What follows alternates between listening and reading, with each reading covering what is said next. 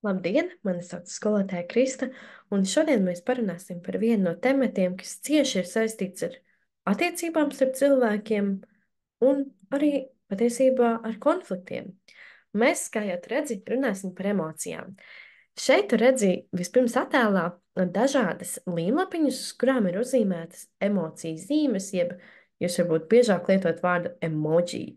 Un jūs redzat, cik dažādas emocijas tajā tiek attēlotas. Arī mūsu šodienas mērķis ir izprast jēdzienu emocijas un analizēt atšķirīgas uzvedības ietekmi uz emocijām. Nu, lūk, vispirms es tevi aicinu paskatīties uz šiem attēliem un padomāt, kuros brīžos tu esi saskāries ar šo. Varbūt šī situācija tev ir pazīstama, bet varbūt ne. Iedomāsimies to, kas ir redzams, to, kas ir attēlā. Tad bērns, puisis ir atnācis mājās no skolas, un mamma jautā, kā tev šodien skolā gāja, kā tu jūties? Un puisis atbild vienkārši normāli. Tad, principā, neko mammai vairāk nepastāsta. Bet galvā jūs redzat, ko viņš nodomā, nu gāja kā parasti. Šobrīd jūtos tik vientuļš. Laikam esmu arī nedaudz skumīgs un apvainojies, kā lai to izskaidro, un vai vispār kādam patiesi rūp, kā man iet. Jūs redzat, ka mamma jautā, kā tev šodien skolā gāja, un patiesībā tajā brīdī mums vēl nav varbūt attīstīta prasme pastāstīt savas emocijas, ieteikt tās vārdos, un mēs tikai kaut ko nodomājam, ko esam sajutuši dienas laikā, bet beigās neko nepasakam. Te arī tu redz tekstiņu, ka gan jau arī tavā pieredzē ir bijušas situācijas, ka kāds tev jautā, vai tas ir vecāks, vai māma, vai tētis, vai skolotājs, varbūt kāds cits draugs, kā tu jūties, un kāda ir bijusi tava atbilde, un kāpēc tieši tāda. Liela daļa no jums noteikti arī ir bijuši tādā situācijā, kur vai nu ir slinkumi stāstīt, vai nezinām, kā ieteikt vārdos to, ko mēs jūtam. Mēs vienkārši pasakām, ai, labi, normāli. Bet patiesībā mēs taču varētu būt atklātāki un pastāstīt vairāk.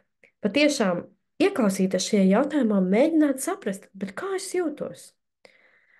Atbildēt sev pašam vai kādam citam uz jautājumu, kā es jūtos, nav nemaz tik viegli. Bieži vien var trūkt vārdu, lai raksturotu savas izjūtas, un tajās var valdīt liels juceklis. Emociju atpazīšana un kontrolēšana ir prasme, kas jātrenē. Tā nerodas pat no sevis. Turklāt tas nemaz nav tik vienkārši. Un tā patiešām ir. Es priecājos, ka mums ir laiks un vieta šajā stundā jau sākt runāt par emocijām, un arī turpmāk, nākamajos mācību gados, jūs iemācīsieties arī vairāk emocijas un trenēsiet šo prasmi nosaukt vārdos to, kā tu jūties. Jo bieži vien mēs kaut kā reaģējam, bet nesaprotam, kāpēc es tā darīju, bet varbūt es jūtos skumjš. Varbūt šajā brīdī es jūtos skaudīgs, varbūt es esmu bēdīgs, bet varbūt es esmu ļoti, ļoti priecīgs. Varbūt es esmu pārlaimīgs, vai ne? Nu, lūk tā. Emocijas, kā jēdziens, te, kur vēlas drīkst arī pierakstīt, emocijas ir jūtu izpausme, izjūtas, ko cilvēks apzināti vai neapzināti pauž, reaģējot uz kaut ko. Un tas svarīgi ir saprast, ka emocijas izpaužas vai nu apzināti, ka mēs zinām, ko mēs sajūtam, un to arī parādam, vai citreiz, kā jau es minēju piemērā, mēs varbūt nezinām, ko mēs īsti sajūtam, bet mūsu ķermenis gan to atpazīst un kaut kā reaģē. Šeit jūs arī redzat attēlā tādu sīpoliņu, un arī mēs paši kā cilvēki esam tādi kā sīpoliņi ar dažādām kārtām. Ārējā kārta ir kaut kādi notikumi, kurus mēs piedzīvojam. Piemēram, kāds skolā man kaut ko pateica nepatīkamu, vai varbūt kāds man pagrūda. Vai varbūt vienkārši ir bijusi ļoti gara diena, bija daudz jāmācas, un tagad šis notikums rada kaut kādas sajūtas mūsos. Jūs redzat, otrais riņķītis sīpoliņam ir sajūtas. Varbūt es šobrīd esmu nosals, jo ārā ir tāda laikapstākļa.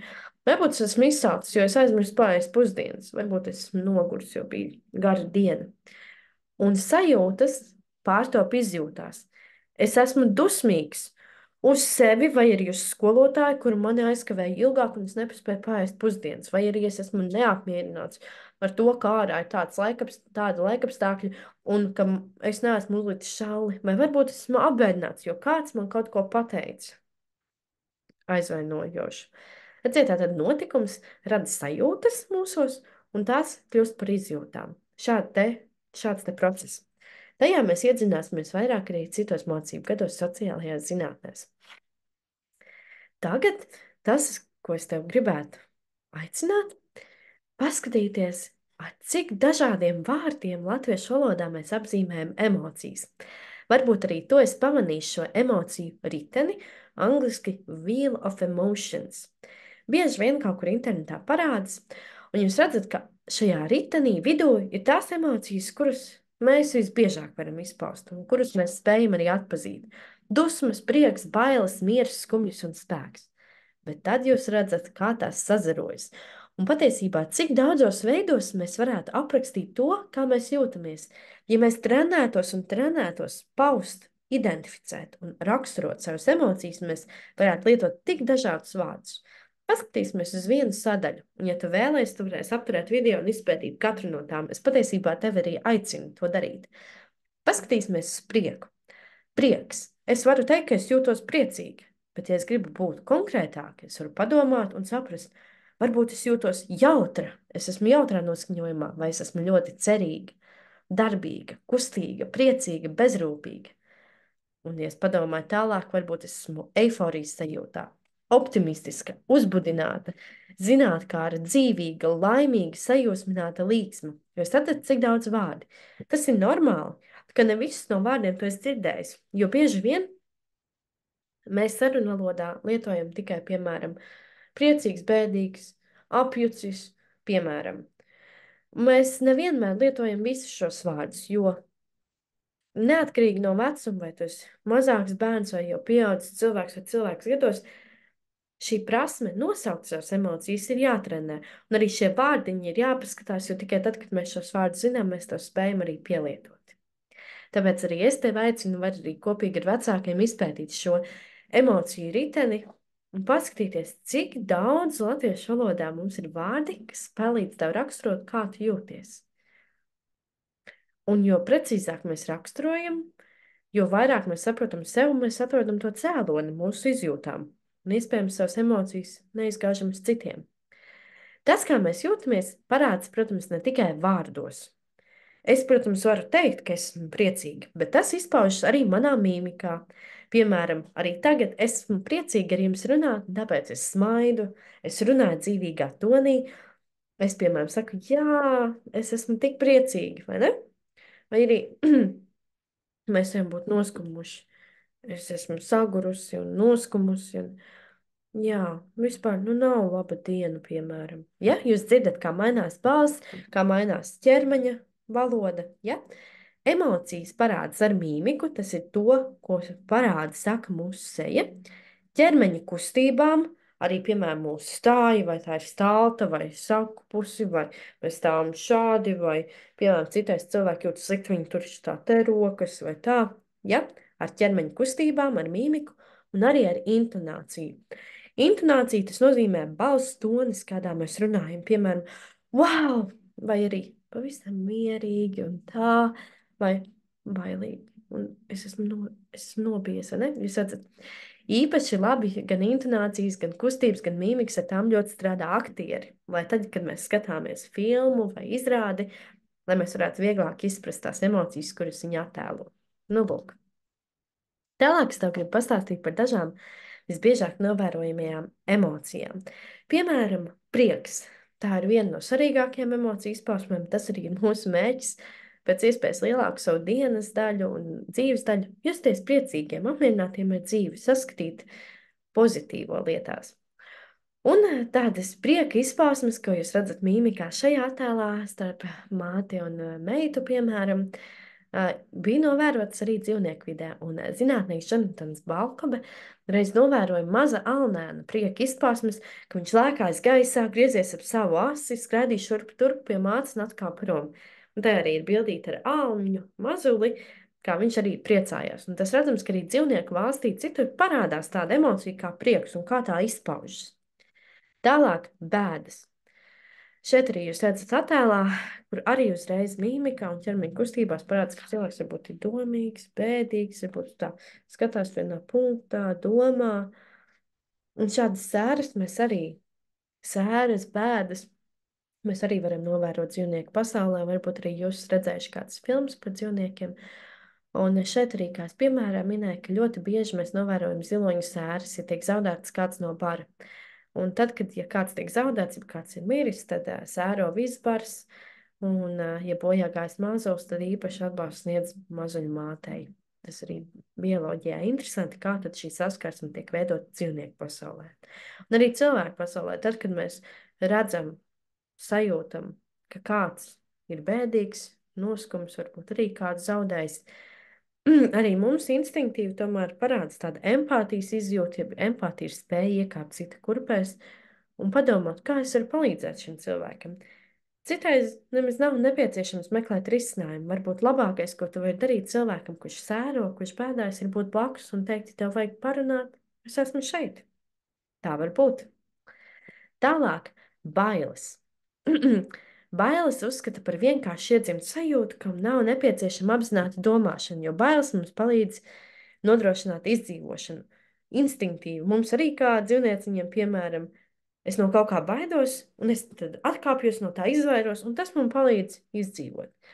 Citais, piemēram, cilvēku pasaulē mēs sakam, ka bailes var ar laiku arī pārvarēt. Un, protams, tad, kad mēs sākam izprast to lietu vairāk, par ko mēs baidāmies, var tā gadīties, ka bailes arī izzūd. Piemēram, bailes no tumsas ar laiku varbūt sākotnēji bija liels bailes no tumsas, tad gulēja ar naktslampiņu, bet varbūt pēc tam tu saproti, ka patiesībā tā tumsa ir vienkārši dabiska parādība, un tur nav no kā baidīties, un tad jau tu vari gulēt bez naktslampiņas. Tālāk, riebums. Šāds vārds varbūt kādam varētu būt nedzirdēts, jo arī to mēs ikdienā tik ļoti nelietojam. Mēs sakam, man riebas vai man kaut kas nepatīk. Un ir arī šāds vārds riebums kā emocija. Un riebums arī ļoti, ļoti parādās sejā. Jūs arī redzat šajā, es varbūt to nevaru teikt attēlot, ja es neizjūtu riebumu, bet te arī sejā kaut kas ļoti, ļoti nepatīk. Un arī dzīvnieku valstī es te ieliku tādu joku bildīti, bet arī dzīvnieku valstī ir riebums, palīdz dzīvniekiem izdzīvot, viņi konstatē rožu vai garšu, ka kaut kas nav labs, no kaut kā ir jāizvairās. Viņi sajūt pilnīgi tādu riebumu, sajūt cauri visam ķermenim, protams, piemēram, to tad vairs nēd. Un pēdējais dusmas. Par dusmām mēs esam runājuši tad, kad mēs mācījāmies par konfliktiem, par konfliktā iesaistītajām pusēm, par konfliktu attīstību. Tātad dusmas ir mūsu automātiska reakcija uz negaidītu situāciju, un dusmas var izpausties dažādi. Tāpēc ir svarīgi spēt atpazīt, kurā brīdī es dusmojos. Varbūt kādā situācijā es dusmojos, un tāpēc es pateicu kaut ko tādu, ko es patiesībā, ja es ilgāk padomātu, es negribētu teikt, vai varbūt es dusmojos un pagrūdu galdu. Bet, ja es spētu identificēt savas emocijas un saprast, hei, šī situācija man liek justies dusmīgam, un tāpēc es to pateikšu. Es pateikšu, piemēram, savam draugam, tas, ka tu tā rīkojies, tas mani sadusmo, bet nevis, ka es grūdīšu draugu vai grūdīšu kādu lietu. Tāpēc ir svarīgi mācīties atpazīt savas emocijas, lai mēs varam paši saprast, kā mēs jūtamies un kā mēs rīkojamies, un tad tā to pateikt arī otram cilvēkam, nevis rīkoties, piemēram, neadekvāti. Šeit arī vēl pēdējais. Es jums varu piedāvāt paskatīties uz valsts jaunatnes programmas ietvaros, izveidot tādu mazo plakātiņu ar emoģijiem, kur arī ir parādītas dažādas emocijas, prieks, dusmas, bailes, riebums, piesardzība, bēdas, izbrīns un abrīns. Un arī ir apakšpunkti, kaut kādi interesantie fakti par šo. Nu, piemēram, bailes rodas kā atbildes mehānisms, kad sastopamies ar draudiem vai sāpēm. Bailes ir atkarīgas gan no situācijas, kurā mēs iekļuvām, gan arī no mūsu pieredzes iepriekšējās. Nu, piemēram, man ir bailes slēpot, kaut gan kādreiz man nebija bailes slēpot, bet slēpojot, es salauzu roku, un tagad, balstoties uz man iepriekšējo pieredzi, man tagad ir bailes slēpot, ja? Bailes izraisa ātrāku sirdsdarbības, svīšanu un drēbojas, tāda fiziskā izpausme bailēm. Nu, lūk, es arī aicinu tevi tagad apstādāt mācību video un izskatīt cauri šo plakātiņu, varbūt arī tu uzzināsi kaut ko jaunu un interesantu. Ja plakātus izskatīs, tad liels paldies tev par šo stundu. Es ceru, ka ir noderīgi, un es aicinu tevi nebaidīties, mēģināt uzzināt vairāk par emocijām,